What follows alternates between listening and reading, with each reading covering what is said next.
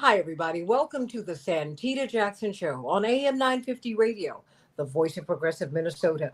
It's a joy to be with you today. We are streaming on the Santita Jackson Show YouTube channel. Please like and subscribe. Please like and subscribe and click that bell so that you can be notified when we come on.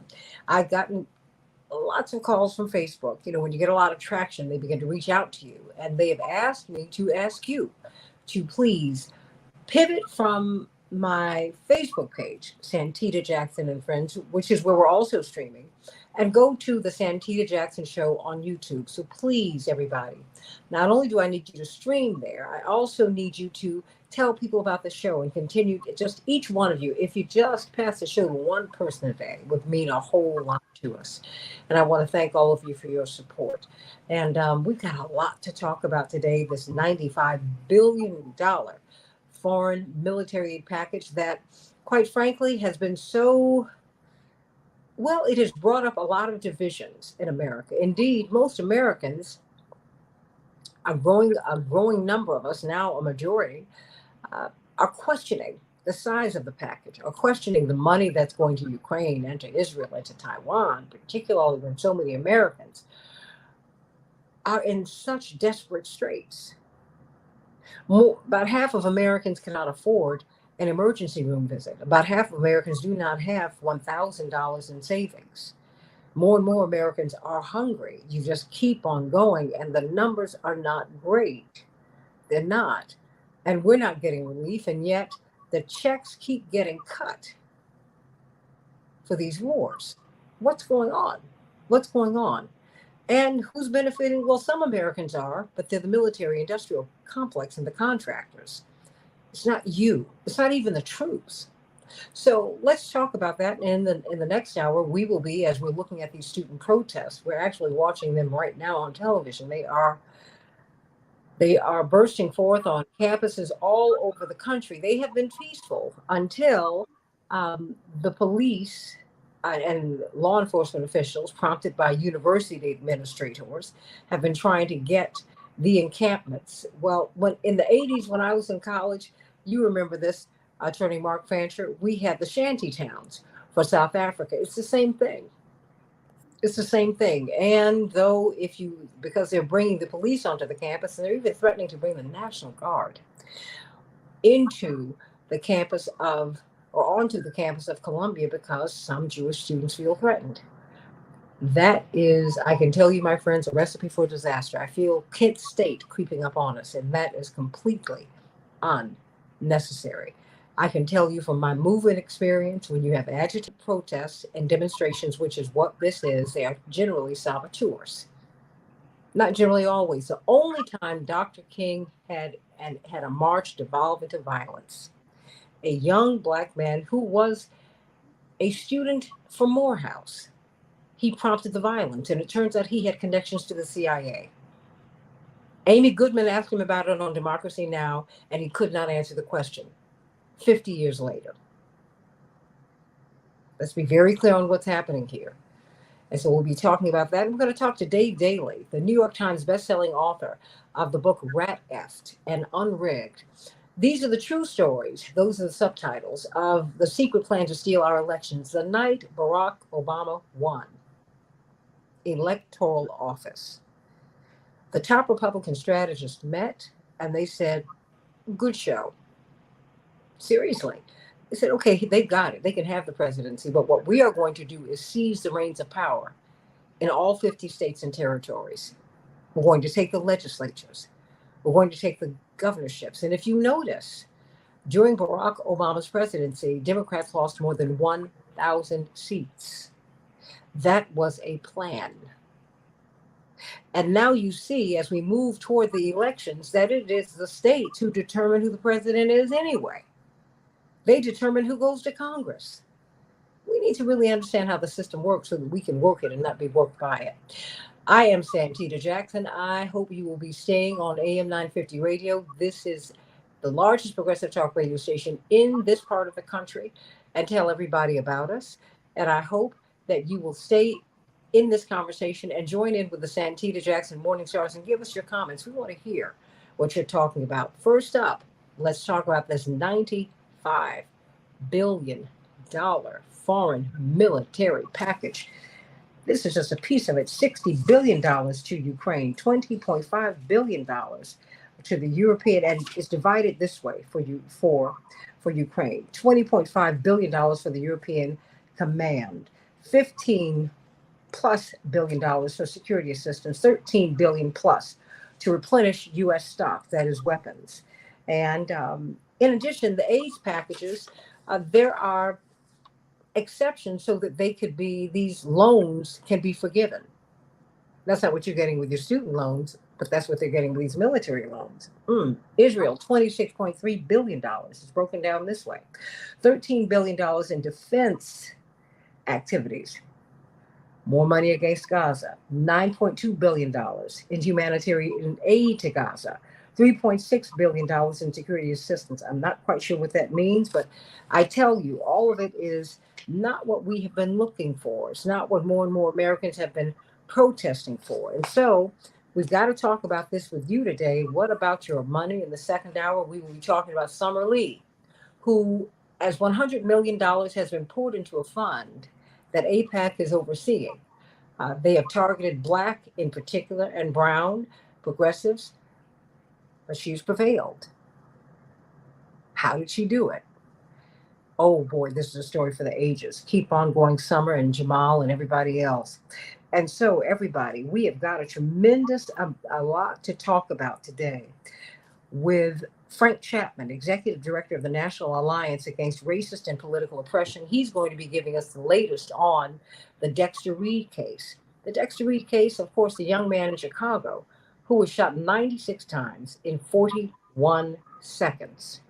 What is going on with that? As we look at a police force all across the country that have been trained by the IDF. Oh, yes, you're not hearing things. That IDF, the Israeli Defense Force. Indeed, the ADL tried to withdraw that program because they said it's not a good look for us to be training people who go back and squelch dissent. They foment racism, but that is still continuing, Attorney Mark Fancher, National Conference of Black Lawyers. But let's start with you, Ms. Kathy Kelly. And of course, World Without War, is it possible? With $95 billion, I mean, and they have been rolling in the grass about this money. I never thought that I would agree with Marjorie Greene on anything, but I guess a broken clock is right twice a day. I don't know. Talk to me. What does this say about our priorities? Well, Santita, it's a cruel and a wrong-headed, a shameful and a disgraceful bill. And if we go along with it, we become silent executioners. And so I think every student group that's protesting is giving us a really brilliant example. I'm so proud to know of people that are in Turkey hoping to depart on the flotilla that will bring desperately needed humanitarian goods to Gaza. But meanwhile, the people that have voted for this package, I think, are just openly defiant of their own constituents. And I think that they're fearful. They're fearful of the military-industrial complex, of the military contractors, of all of the subsidiaries of these military contractors that are dotted all throughout the electorate districts. And I think they're subservient to AIPAC. So it's a time when, for the sake of Gazans who are now unable to count how many people have been slaughtered, at least 34,000 people have been killed, but so many more buried under the rubble yet to be exhumed. So many more will die of starvation. And here's the United States supplying Israel with more weaponry, which it uses to prevent U.S. humanitarian aid from going into Gaza in the first place. There are trucks that are backed up for miles that could ease the utter agony of starvation, which will affect people, including children. Those trucks remain backed up. And our elected representatives, with few exceptions, and blessings on each of those exceptions, but relatively few exceptions, the majority buckled under pressure to continue to give unwavering support for a genocidal process that's waging war against Gazans and Palestinians in the West Bank and will continue a proxy war between the United States and Russia that will use up more of the lives and resources in Ukraine. The cruelty is almost inestimable. Well, it is stunning that these elected officials are going against their constituencies in broad daylight. Our eyes are wide open. And I can't say eyes wide shut, they were before.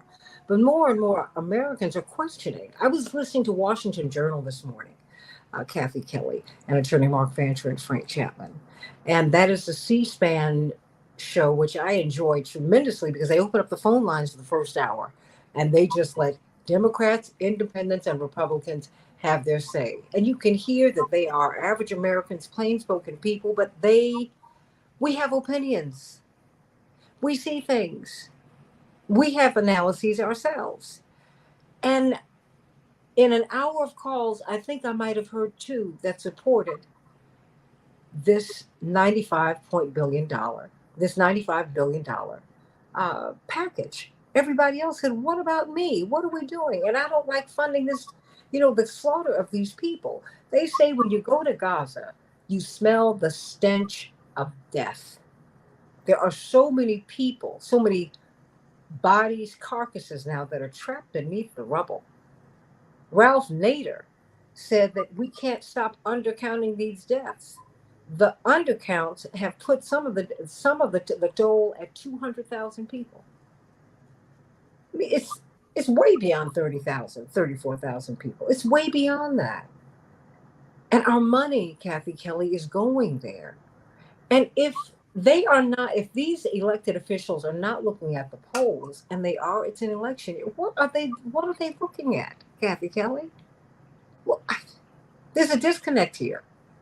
Well, I think that the Democratic Party has some very dominant leadership, which parcels out either committee appointments or sometimes funding and sometimes ways to get different pressure points enacted. And most of the elected representatives are fearful of the Democratic Party leadership in the House of Representatives. Stay right there, because I've had two brothers in Congress, one who's there right now.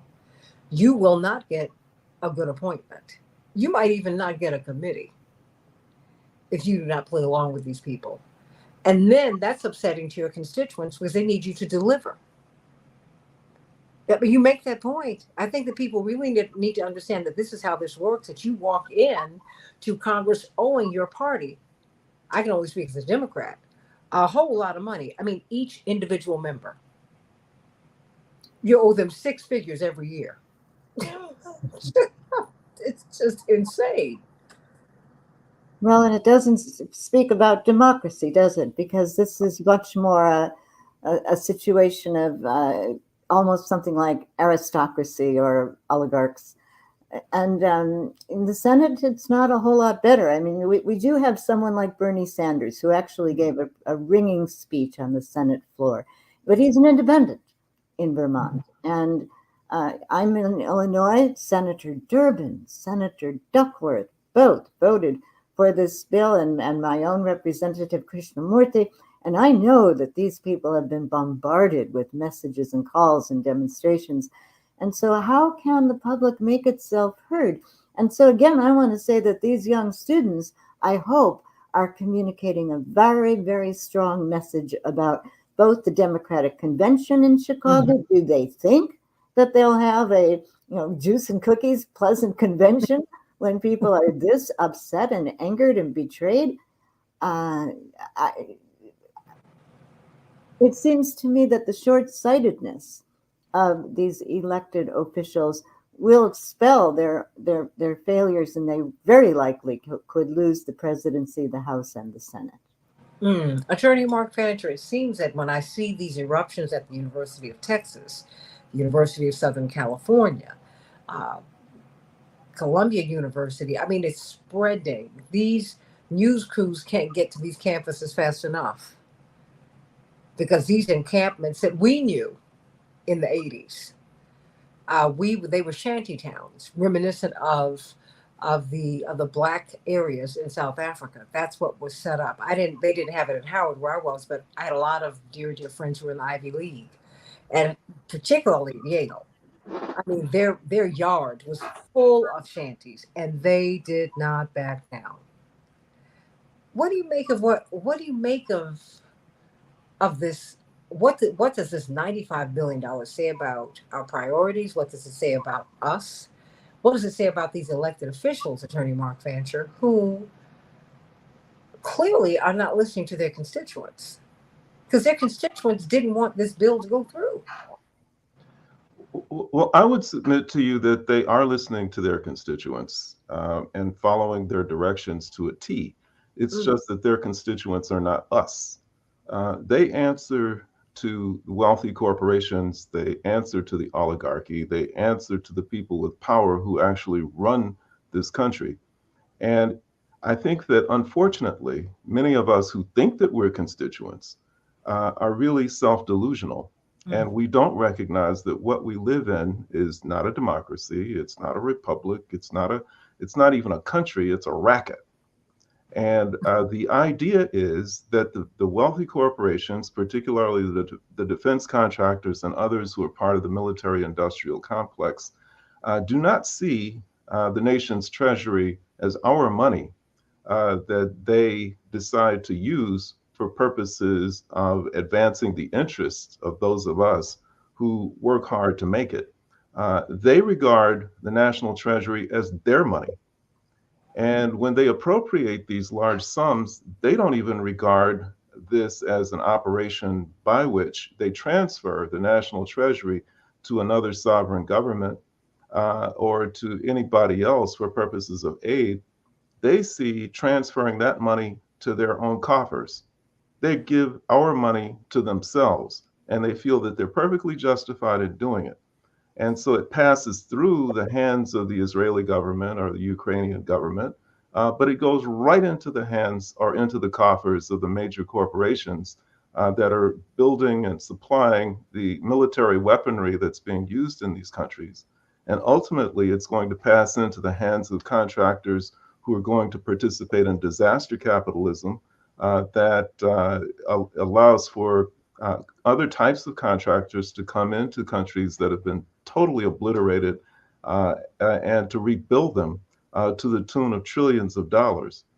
And that's what it's all about. That's the beginning and the end of it. There is nothing more to say about this than the fact that you've got international criminals who have constructed an entity that looks on its surface as though it's a country or a state, but it's really a racket that they use to enrich themselves. And that's all that needs to be said about it. And I think that unfortunately, we want better, and we want it so bad that we delude ourselves into thinking that we have something more than that. We really don't.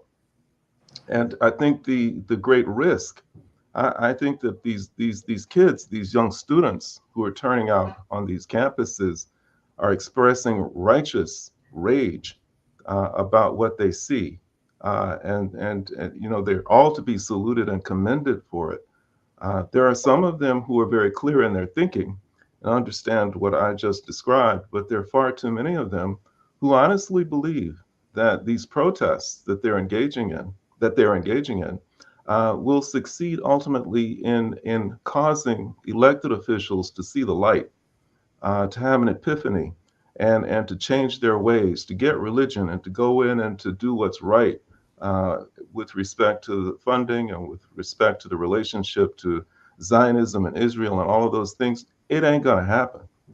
I think that they're really fooling themselves if they think that's the outcome. The best outcome for all of the things that they're doing, and it's the correct outcome, it is the most effective outcome, is that they continue to raise the contradictions to the surface so that the world can see them.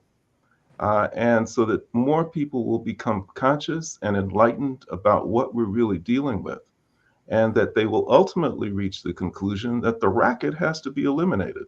It really does.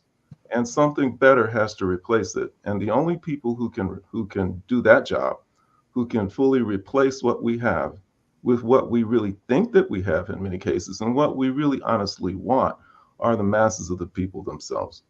Do you think that these protests that we're seeing all over the country with our young people, with our students, and I saw them trying to downplay it on CNN this morning. They said, oh, only 6 to 8% of our kids are in college, 1 to 2% of them are at private colleges. So this is really not widespread. You know, Biden's political um, difficulties really started before October 7th. So this really, you know, this is not about Gaza. I said, I don't know whom you're talking to. Yeah.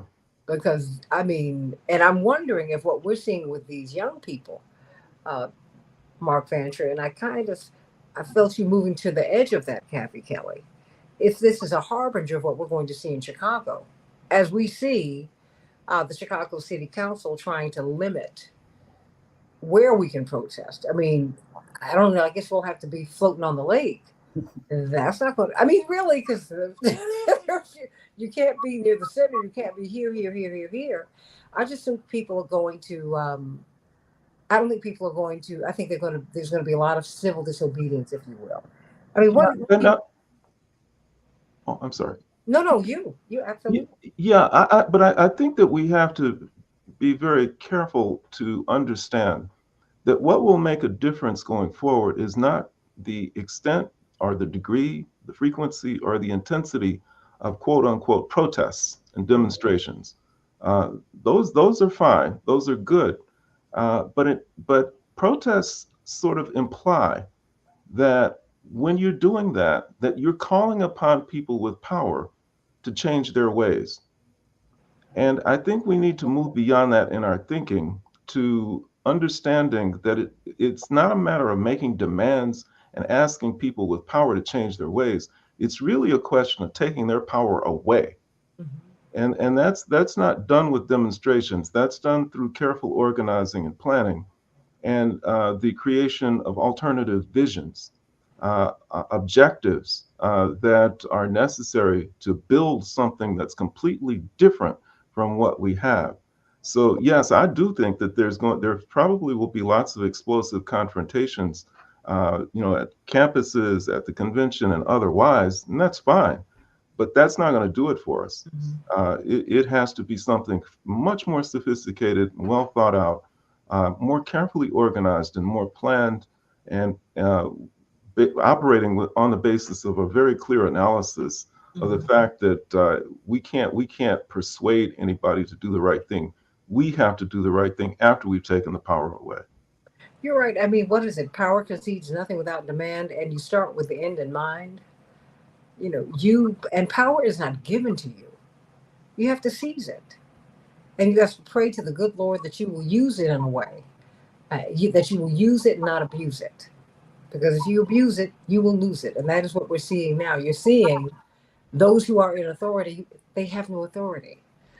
Frank Chapman, I want you to jump in here before we pivot to talk about Dexter Reed, and of course, you have been involved in civil disobedience, Kathy Kelly, uh, all of your adult life. And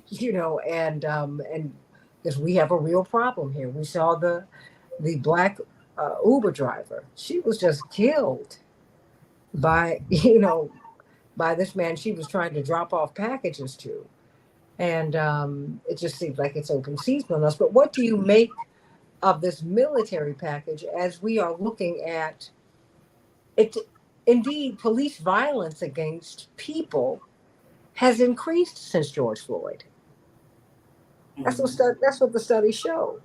And so when you see someone shot at 96 times in 41 seconds, and they're talking about bringing the National Guard in on these kids on these college campuses,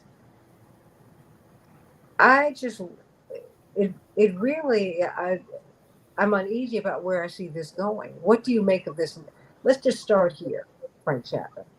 What do you make of this military package? I mean, it is absolutely insane. I mean, you of course are you're the executive director of the National Alliance Against Racist and Political Repression. This is right in your wheelhouse, Mr. Chapman.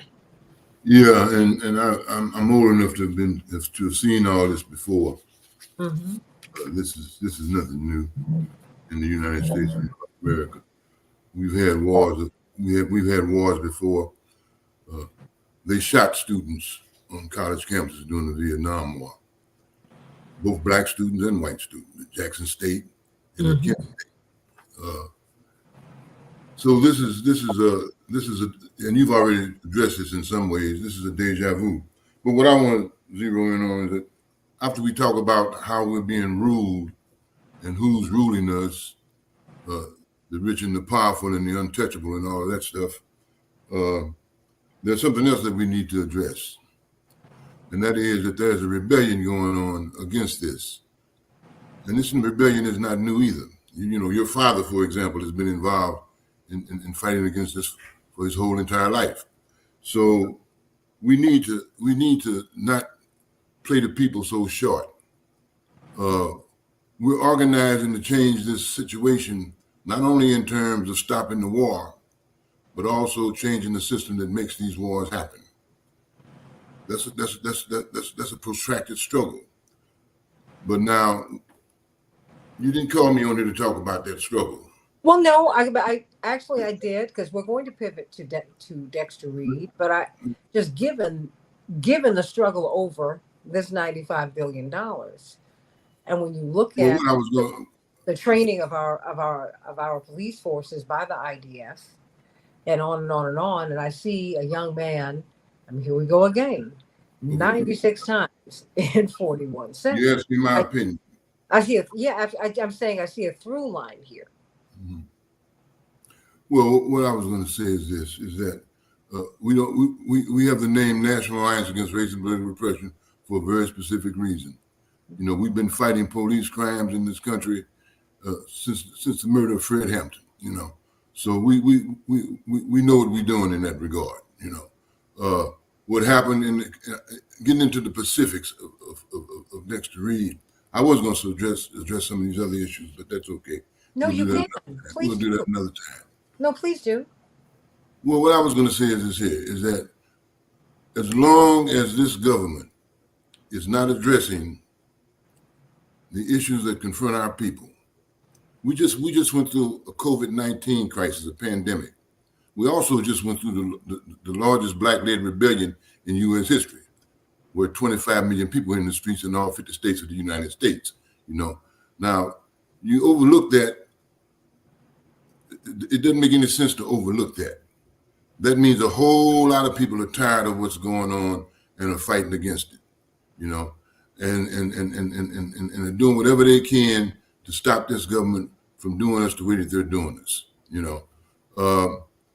So repression is a natural result, a natural end that a government which is not intending on doing anything about addressing the needs of the people engages in. We're seeing what's happening on these campuses. We're seeing the murder of Dexter Reed because the government is not addressing the needs of the people. We just went through a pandemic that killed 1 million people. Oh, and disproportionately, a whole lot of them were black people. And we're supposed to be into a Build Back Better stage after that pandemic. And we're certainly not building back better by giving all this money to the military industrial complex. And Brother Fancher was right.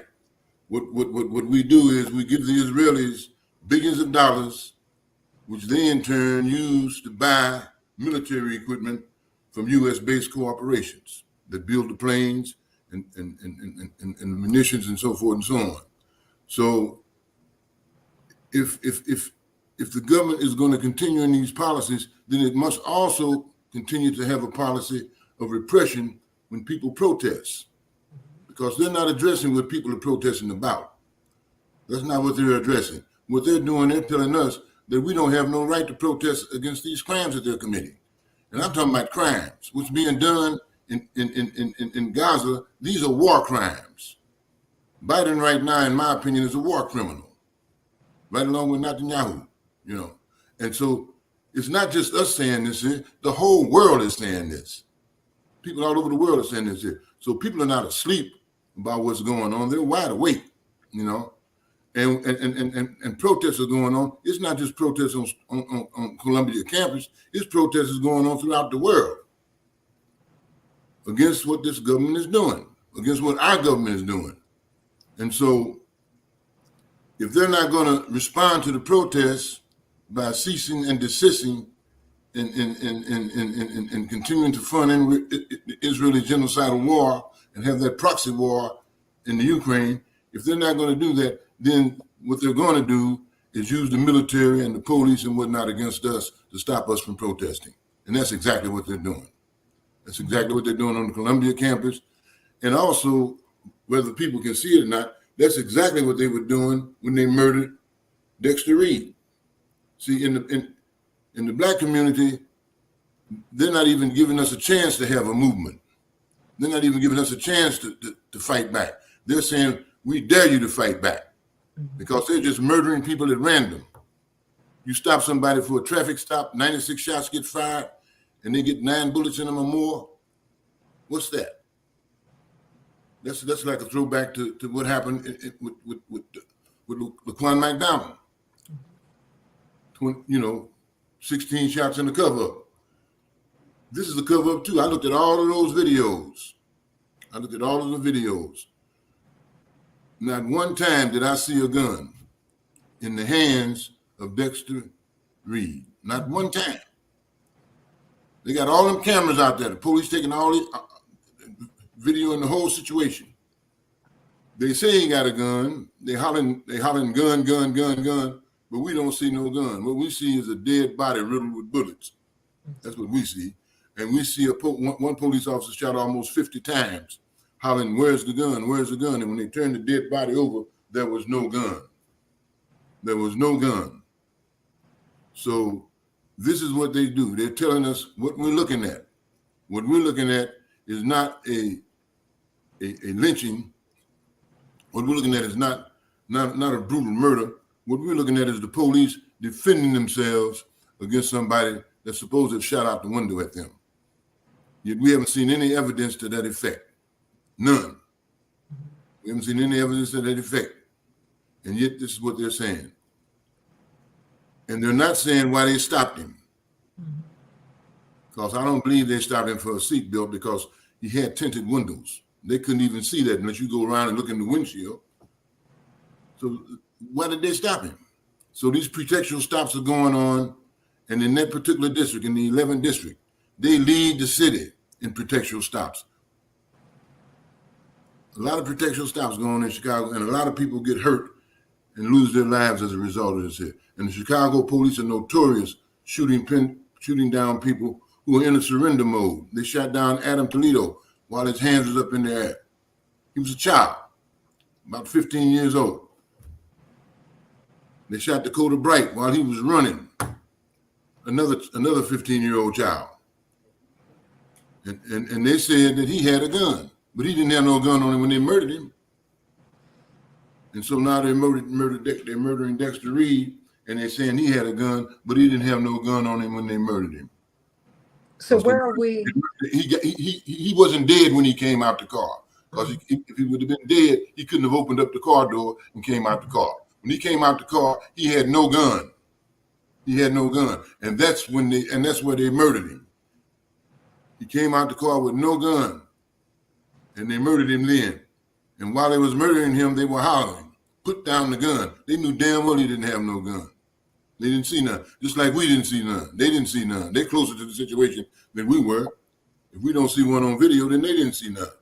So they say the gun was on the car seat. Well, if you left the gun on the car seat, why are you shooting him? Because in an international war situation, if a soldier comes out, of course this doesn't apply to Israel, right? But if a soldier comes out with his hands up by international law, you're supposed to take that as a surrender. You're not supposed to murder them. That's by international law. That's when the war is going on. This is not a war situation we're talking about. This is a traffic stop. A traffic stop. And this person was brutally murdered, like it was a wild animal or something. No, in fact, wild animals are treated better. So Yeah, this is what's going on. And this is going on because our government does not want to address the real policies that are taking place. They don't want to address unemployment. They don't want to address housing. They don't want to address the real problems that our people are suffering from. And so since they're not going to address those problems, they're going to try to intimidate us and terrorize us and say, don't you budge, don't you move, don't you dare protest, because we're going to keep on doing what we're doing. And we're not going anymore. We're going to start protest. Well, no, we ain't going to start. We've been protesting, but we're going to intensify protests. Well, tell me, so what are the next steps as we seek justice for Dexter Reed? Okay, the next step is this, is we got to get the mayor, the commission, the Civilian Police Accountability Board, the Civilian Police Accountability Office, and the police board.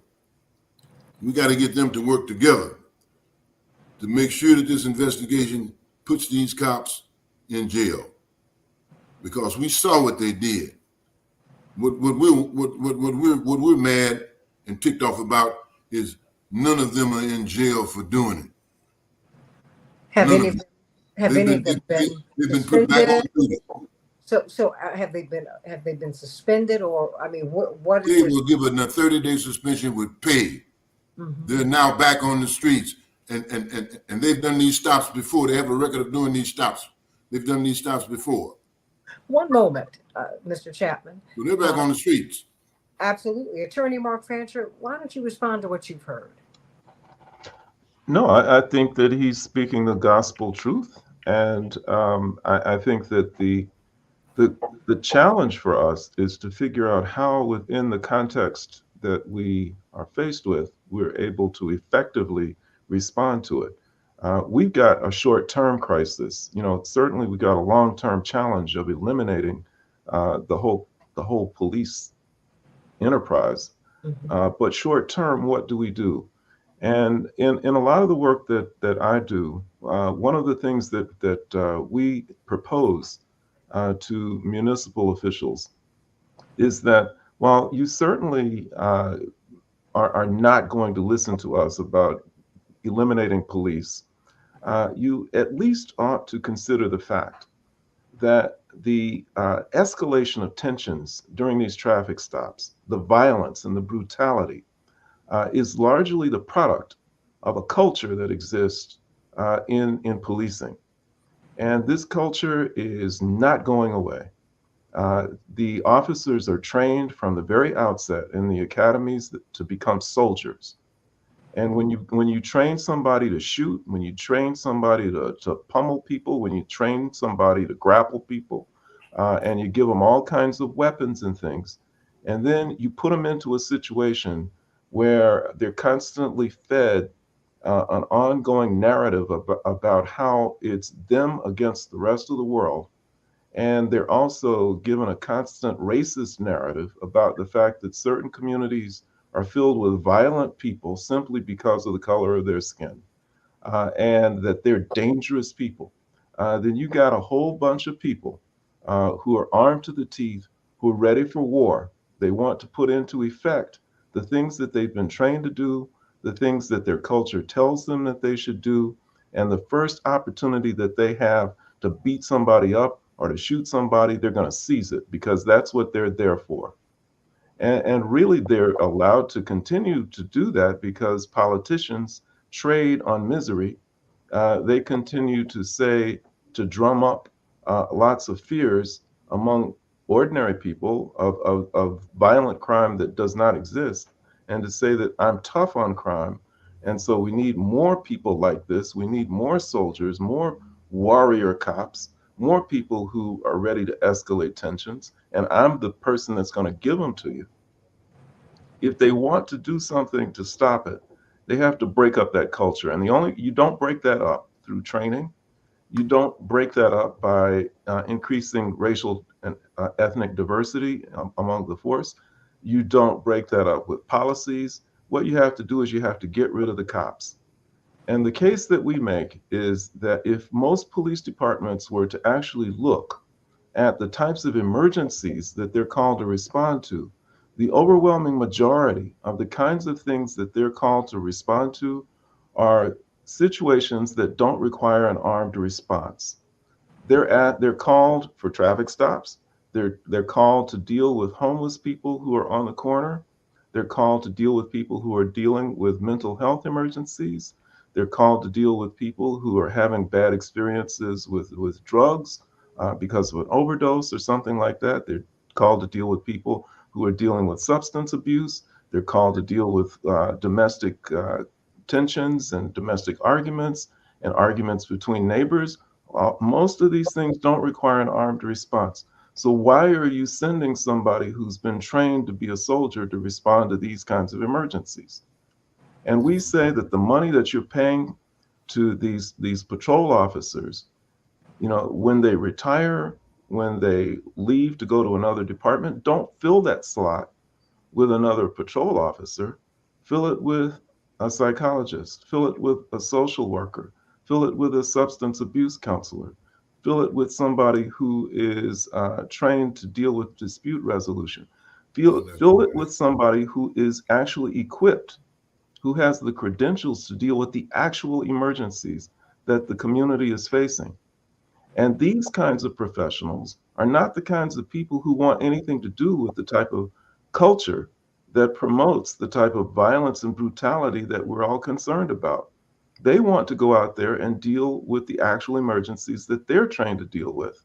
And they have no room, no space in their lives for dealing with racism and violence and that kind of thing. They want to go out there and help that person who is undergoing a mental health crisis. They want to go out and help somebody to get through their suicide attempt. They want to deal with the real emergencies in a way that's effective. And so you start to diminish and decrease the number of these soldier cops that are on standby for emergency response and replace them with people who are actually about these cops that pull the do the trigger.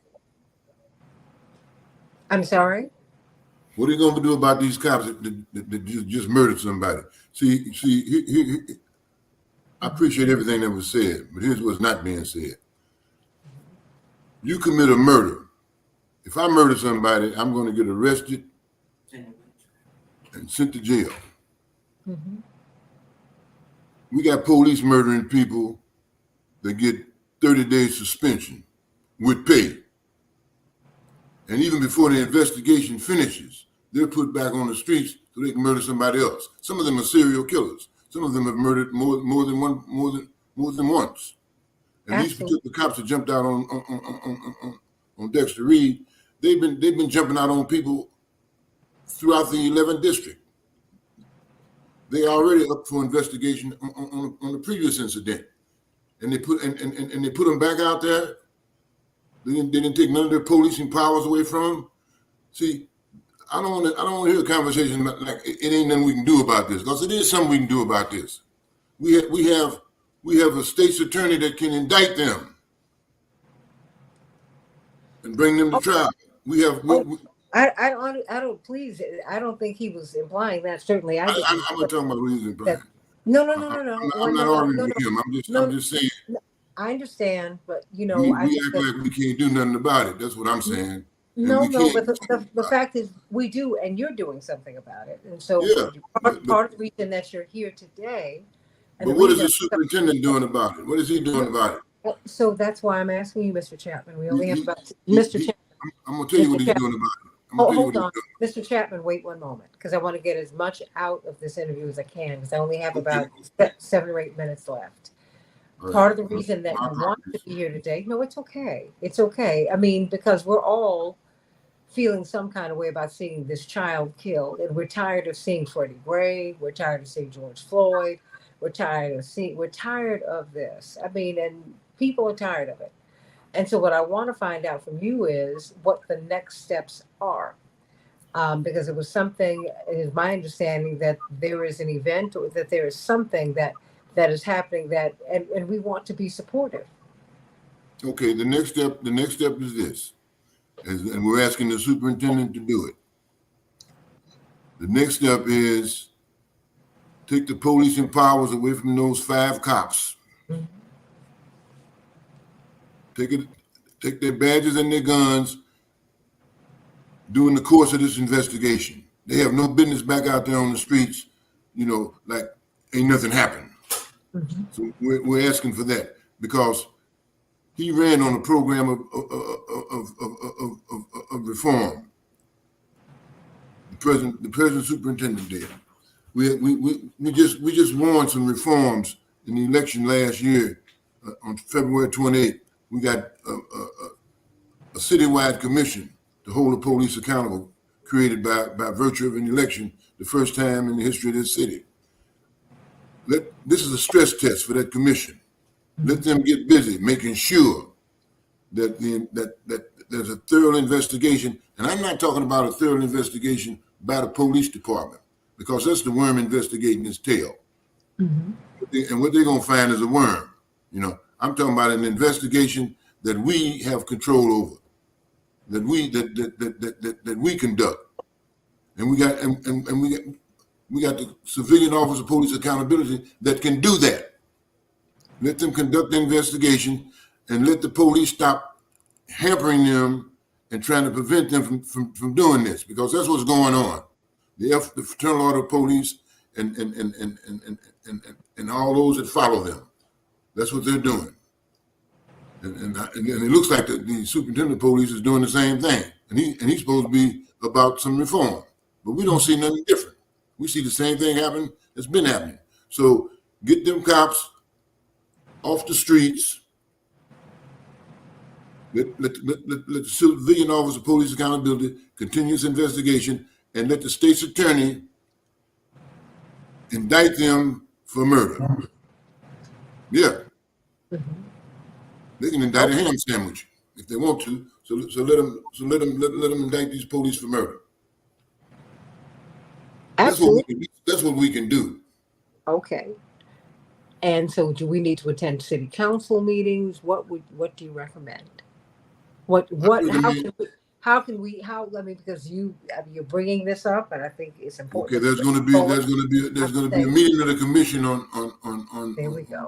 This Thursday. Well, I don't have the address with me right here, but go to the Alliance website. This Thursday. CAARPR.org. And what is it? What is the Alliance website? It's CAARPR.org. Okay. Go there and you will see that this Thursday at 6:30. At 6:30. At 8000 South Michigan. 8000 South Michigan. In Chicago. St. James Community Church. It's the CCPSA. The Community Commission on Public Safety and Accountability will be meeting there. We're the organization. We're one of the organizations that's responsible for that commission being created. Okay. And people need to go there and express to that commission the demands that I've been talking about here. Because we didn't create this thing for nothing to get done. We created this for something to get done. So I think that what we really try to help people to understand on this show is, Kathy Kelly, that your voting is the end of the beginning, not the beginning of the end. The real work begins on the day after you cast your vote, because you must push the people whom you voted for or voted against, or the people who hold the office, to do the things that you need them to do. Kathy Kelly, some closing thoughts from you. In Minnesota, the Black Lives Matter group thought long and hard about how they could go into the courts and make a difference. And so they asked white people to team up with people of color and get arrested at the opening game of the Twins in Minnesota, in Minneapolis. And we blocked the entrance and we blocked the transportation. And so there were 25 of us arrested. I was one of them. And I think it was very small, but it was a strategy that I saw work, because the courts found quite a few of the white defendants not guilty. I was found guilty, and but there was one white co-defendant of mine who was acquitted. So the more they got those acquittals, the more they could anticipate in the future that when Black people are arrested in Minneapolis, there will be some precedent, so they won't be treated as brutally and cruelly as they have been in the past. that was one small strategy, and that was very much hastened by the murder of Damar Clark. Certainly, when I testified, I talked about Laquan McDonald and said that that was a large part of why I was in that courtroom. Um, there was one time when I myself was hogtied and a large soldier was kneeling on me and referring to me with an expletive. And I thought, oh, I can't breathe. And I started to say I thought, what else can I do? I was kind of bleeping like an animal. My wrists were tied, my ankles were tied, my wrists and ankles were tied together, and this big guy is kneeling on me. And I said, I can't breathe. Please excuse me, but you're hurting me. I can't breathe. And I thought I'm going to lose consciousness. So I tried one more time. And then I said, look, I've had 4 lung collapses in the past and I can't breathe. And that did it. The fellow kneeling on me must have been told by his superior, we don't want a dead pacifist on our hands. He got up and I got a full breath and I was fine. But the moral of that story is that had my skin not been white, I might very well have died, as did George Floyd. Kathy? The racism, the culture of willingness to kill, and the combination of that with the militarism, it's a diseased, a sick system, and it imposes collective punishment on so many, many innocent people. So thank you for fighting against this kind of racism. Thank you for upholding truth-telling. And everybody get on board, because we did have an election last February, but now the work begins for all of us to make all that we voted for happen. I've got about 30 seconds for you, Attorney Mark Fancher. No, I may not take that. I just want to extend great salutes to both of my comrades here who have contributed so much and sacrificed so much for humanity. And it's much appreciated by me. And my hope is that everybody listening will follow their example and continue to persevere. We're winning this thing. It may not seem like we are, but we are winning more so than at any time in my life. And we just have to keep the pedal to the metal. We're winning every day. Frank Chapman, how can we meet you? Later on Thursday. Yeah. What's the information again? I've got less than 30 seconds. Give me the information. Oh, why don't just bring her on so she can give it. Yeah. Okay. No, just come on. Of course. How are you? Hello, everyone. So the next meeting is going to be this Thursday, April 25th at 6:30 p.m. It's the CCPSA meeting, Community Commission for Public Safety and Accountability. It's going to be at St. James Community Church, 8000 South Michigan Avenue, Chicago, Illinois, 60619. And if people can't make it to that meeting, the next meeting we'll be showing up to is the public hearing with the CPD Superintendent Snelling, Tuesday, April 30th at 6:30. And that's going to be held at 5216 West Lawrence Avenue at a center building. In Chicago, Illinois. In Chicago, Illinois. That is correct. And do you have a Facebook page where you'll be streaming this meeting? Yes, at carper.org, and that information can be found on Instagram and Facebook. All and right. Also on our website. That's Absolutely. The Chicago Alliance Against Racism and Political Repression. All right. Everybody remember, your voting is the end of the beginning, not the beginning of the end. You have to get involved and stay involved.